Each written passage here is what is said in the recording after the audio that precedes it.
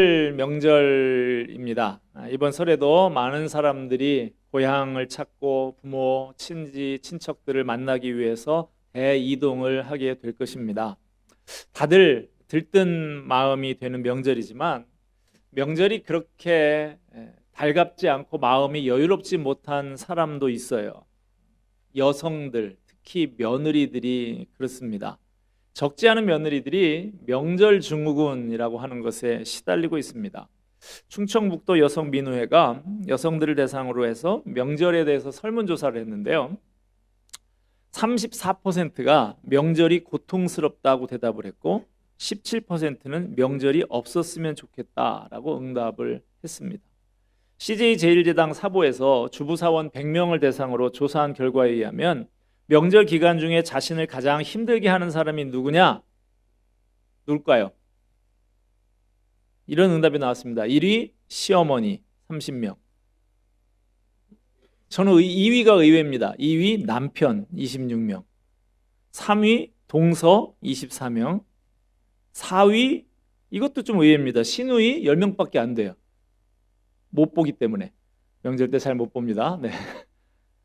명절이면 감당해야 하는 많은 일들, 며느리들에게 많은 것을 요구하고 일하는 걸 또 보면 영 마음에 차지 않는 시어머니, 힘든 거 뻔히 알면서도 나 몰라라 하는 남편이 야속하답니다. 오죽하면 인터넷에 며느리의 시라는 제목으로 이런 글이 떠돌아다니더라고요. 제일 먼저 나물 볶네 4가지나 볶았다네. 이제부턴 가부좌네 5시간 전 부치네. 허리 한번 펴고 싶네. 1시간만 눕고 싶네. 남자들은 TV 보네. 뒤통수를 째려봤네. 주방에다 소리치네. 물 떠달라 지랄 떠네. 네, 이거 제 표현이 아니고 있는 걸 그냥 인용한 거예요. 예. 차례상은 내가 했네. 지네들은 놀았다네. 절하는 건 지들이네. 이내 몸은 부엌 있네. 이제서야 동서 오네. 낯짝보니 치고 싶네. 손님들이 일어나네. 이제서야 간다 하네. 바리바리 싸준다네. 내가 한 거 다 준다네.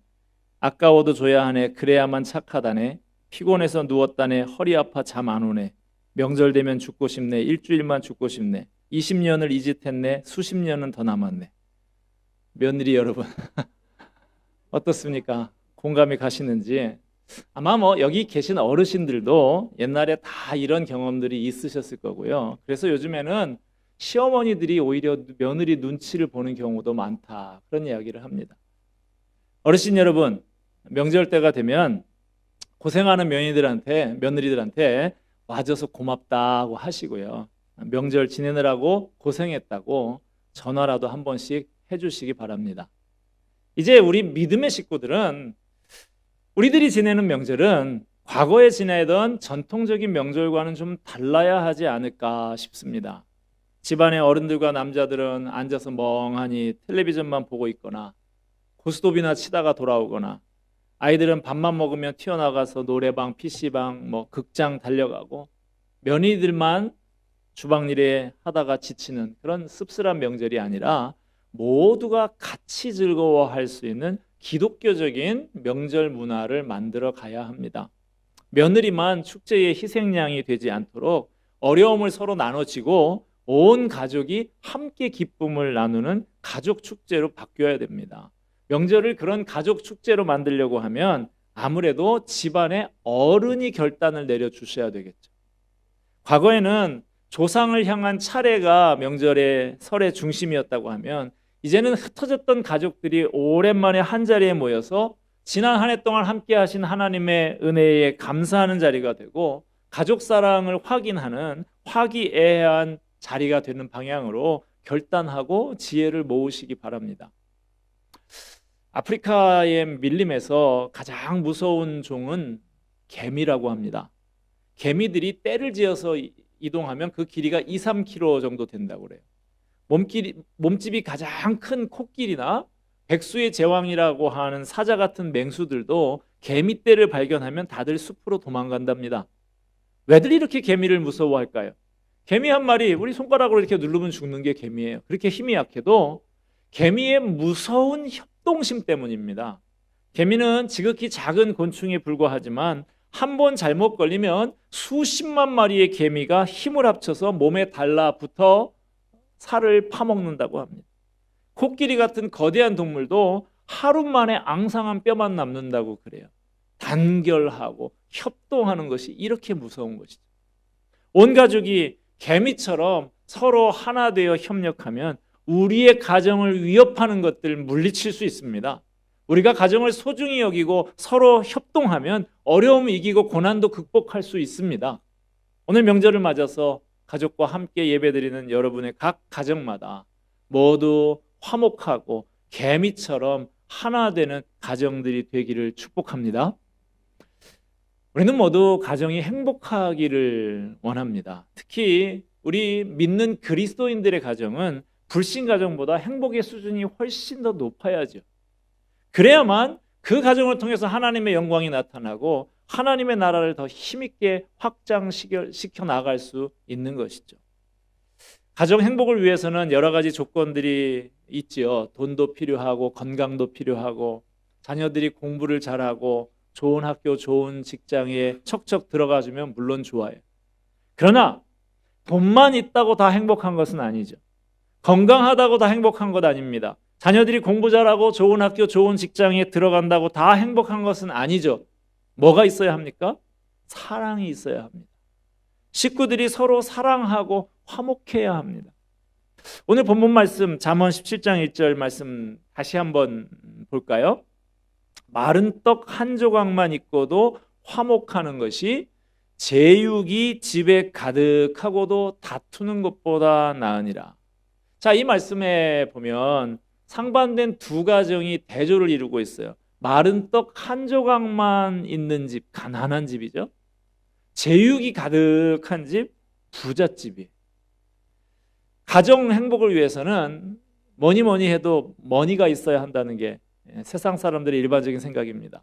행복의 조건 중에서 우선 꼽는 것이 물질이에요.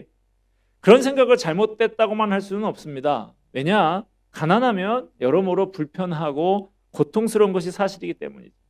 가난한 것보다는 부유한 쪽이 행복에 도움이 된다는 것을 부인할 수는 없습니다. 그런데 세상은 참 모순적입니다. 재산 많은 가정치고 화목한 가정이 참 드물어요. 반면에 가난하지만 용기를 잃지 않고 아름답게 살아가는 가족들도 참 많습니다. 제가 장례식을 집례를 참 많이 했는데요. 수백 건을 집례를 했는데 그 장례식에 벌써 임종 예배에 딱 가면 그 집안 분위기가 딱 느껴지는데 대개는 유산을 많이 남긴 부잣집의 경우가 장례식 분위기가 더 좋지 못하더라고요. 물론 부잣집은 다 화목하지 못하고 가난한 집은 다 화목하다 그런 건 아니에요. 부자라도 화목하고 가난하면서도 화목하지 못한 가정도 물론 있습니다. 오늘 본문 말씀을 통해서 하나님께서는 우리에게 다음과 같이 교훈하십니다. 만약에 가난한 집안에는 돈 대신 화목이 있고 저희 집에는 늘 화목이 있습니다. 모르시는 분은 또 못 알아들으시면 어쩔 수가 없어요. 부잣집에는 화목 대신 돈이 있다고 하면 이 둘 중에서 너는 어느 편을 택하고 싶으냐? 정말로 행복하고 하기를 원한다면 비록 돈 없이 가난하더라도 화목한 집을 택해라. 이 말씀에 참 귀한 교훈이 담겨 있습니다. 화목은 돈으로 살 수 없다는 거예요. 돈이 있다고 해서 화목한 게 아니라는 것이죠. 화목하지 않은 가정은 행복할 수 없다는 것입니다. 아무리 돈이 많고 건강하고 권세가 높아도 화목이 깨진 가정은 행복할 수 없다는 거예요. 그러므로 무엇보다 가정의 화목을 우선시해야 한다는 말씀입니다. 이렇게 가정이 화목한 것이 중요한데 그래도 화목하지 못한 가정이 있는데 그 이유가 어디에 있을까요? 여러 가지 이유가 있겠습니다만 중요한 원인이 대화의 빈곤, 대화의 단절 때문입니다. 여러분 어떻습니까? 여러분의 가정에 대화가 활발하게 이루어지고 있습니까? 남편과 아내 사이에, 부모와 자녀 사이에, 형제 자매 사이에 대화가 활발합니까? 우리 가정이 여러 가지 복잡한 문제들을 안고 있어도 대화만 잘 이루어지면 그 가정이 화목할 수 있습니다. 그런데 문제는 현대 가정에서 점점 더 대화가 단절되어 간다는 점이에요. 남편들이 밤늦게 귀가합니다. 부인들도 맞벌이로 밖에 나가서 일을 합니다. 하루 종일 일에 시달려서 기진맥진해서 돌아옵니다. 육체적으로 정신적으로 너무 지쳐서 대화할 마음의 여유가 생기지를 않아요. 그냥 좀 빨리 쉬고 싶을 뿐이에요. 그런데 이렇게 이런저런 이유로 대화가 단절이 되면 고독이 찾아옵니다.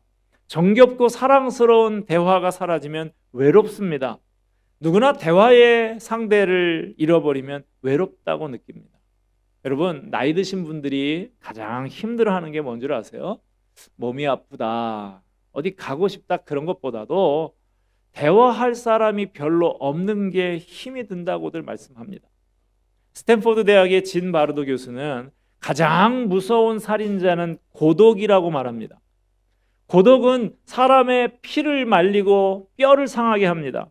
대화가 단절되면 오해가 생기기 십상이죠. 고독하면 섭섭해지고 섭섭한 마음에 오해가 찾아옵니다.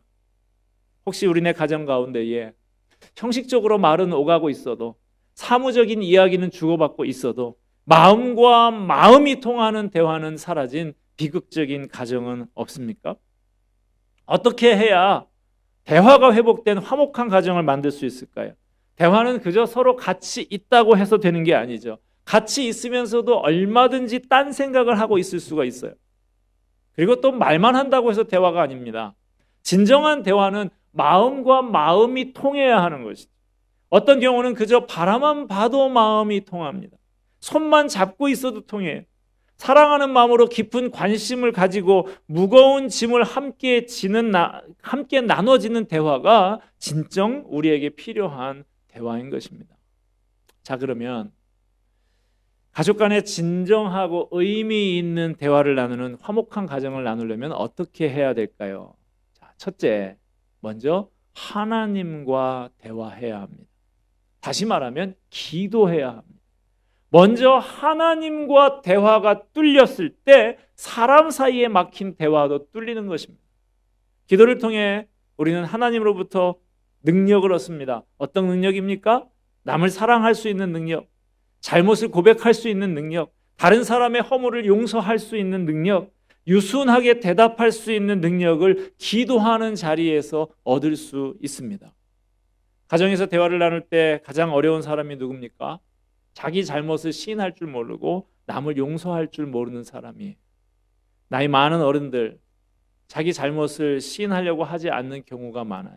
시대가 많이 바뀌었는데도 전혀 달라질 줄 모르고 옛날 자기 방식만을 고집하면서 자녀를 책망하고 원망하는 어른들이 많습니다. 이 자리에 계신 부모 세대의 여러분, 먼저 자녀를 위해서 기도하시기 바랍니다. 하나님께 간절히 기도하셔서 자녀를 용서하고 용납할 수 있는 능력을 얻으시기를 바랍니다. 자녀 앞에서 때로는 자기의 잘못을 시인할 수 있는 능력도 얻으시기를 바랍니다. 자식이 잘못했다 하더라도 유순하게 타이를 수 있는 능력을 얻으시기 바랍니다. 그럴 때 비로소 우리 가정의 화목이 꽃피우기 시작합니다. 그리고 이 자리에 나온 자녀 세대 여러분, 사람이 나이가 많으면 기력이 쇠하고 경제력도 약해집니다. 기억력도 판단력도 좀 흐려집니다. 그러다가 보니까 자그마한 일에도 쉽게 섭섭해집니다. 부모님께 잘 해드린다고 해도 괜히 서럽습니다. 떨어지는 낙엽만 봐도 마음속에 서러움이 생기는 게 연세 많으신 우리 부모님들의 마음입니다. 왠지 모르게 가슴 한구석이 허전하고 쓸쓸한 것이 부모님의 마음입니다. 어떤 경우에는 자기 잘못을 시인할 줄 모르고 자기만 옳다고 하시기도 하죠. 시대에 뒤떨어진 답답한 소리를 하고 계신 경우도 물론 있습니다. 이런 부모 세대와 마음을 열고 대화하려고 하면 자녀들이 먼저 하나님 앞에 기도하며 나아가야 합니다. 부부간에도 마찬가지입니다. 기도해야 됩니다. 기도로 부부 사이에 막힌 담을 헐어내야 합니다. 그럴 때 비로소 대화가 되고 가정에 화목이 찾아올 수 있습니다. 여러분, 예수님의 십자가를 한번 생각해 보세요. 아무리 용납하기 어려운 남편의 행동이라 하더라도, 아무리 이해하기 어려운 아내의 행동이라 할지라도 우리 예수님은 그런 남편과 그런 아내를 위해서 십자가에 달리셨습니다. 그 십자가의 사랑이면 못할 게 뭐가 있겠어요? 시어머니가 예수님의 정신을 가지고 며느리의 입장에서 이해하고, 또한 며느리가 예수님의 심정을 가지고 시어머니의 입장에서 이해한다고 하면 섭섭한 마음, 원망스러운 마음 다 풀어낼 수 있는 줄로 믿습니다. 기도해야 합니다. 그 십자가의 능력을 내게도 달라고. 원만한 대화가 이루어지는 화목한 가정을 이루기 위해서 기도하는 여러분 되시기 바랍니다. 그 다음 두 번째로, 화목한 가정을 위해서 가족 간의 대화를 나누기 위해서는 어떻게 해야 합니까? 대화가 막힌 가족에게 먼저 찾아가야 합니다. 오늘 두 번째로 읽은 본문 마태복음 5장 23절 24절에 예수님은 우선순위의 문제를 먼저라는 말을 사용하시면서 말씀하고 있습니다. 뭐라고 말씀하십니까? 23절 24절 같이 한번 봅시다. 그러므로 예물을 제단에 드리려다가 거기서 내 형제에게 원망들을 만한 일이 있는 것이 생각나거든 예물을 제단 앞에 두고 먼저 가서 형제와 화목하고. 자, 형제와 사이에 문제가 있을 때 제사, 예배가 먼저냐, 화해가 먼저냐? 화해가 먼저라는 거예요. 가정에서 가족끼리 대화가 원만치 못해서 고통하는 사람이 있다면 예배를 드리기 전에 먼저 그 문제부터 해결하고 와야 예배도 제대로 된다는 것입니다. 우리 마음에 고통이 있고 불편한 마음 가지고 있으면 예배도 잘 안 됩니다. 그 문제가 자꾸 마음에 걸리는데 예배에 집중하기가 어려울 수밖에 없어요. 사람 사는 곳에 어떻게 갈등과 문제가 전혀 없을 수가 있겠습니까? 문제가 있을 수 있고 갈등이 있을 수 있고 의견 대립이 있을 수가 있어요. 중요한 것은 그 갈등과 문제와 의견 대립을 어떻게 풀어나가느냐 하는 것입니다. 혹시 가정에 불상사가 생기고 부부 사이에 금이 가는 어려운 고비가 있을지라도 먼저 손 내밀어서 화해하고 진정한 대화를 나누려는 노력이 있을 때 불행히 그 가정에 뿌리를 내릴 수 없습니다. 사랑의 대화는 가난도 이기게 만듭니다. 사랑의 대화가 있는 곳에 고난을 이길 능력이 생깁니다. 사랑의 대화가 있는 곳에는 마음의 병을 치유받는 역사가 일어나게 되어 있습니다. 여러분, 이 시간 우리의 부부 사이를 한번 점검해보고 부모와 자녀 사이, 형제 사이도 다시 한번 점검해 보시기 바랍니다. 그 사이에 마음을 활짝 연 진정하고 의미 있는 대화가 있습니까?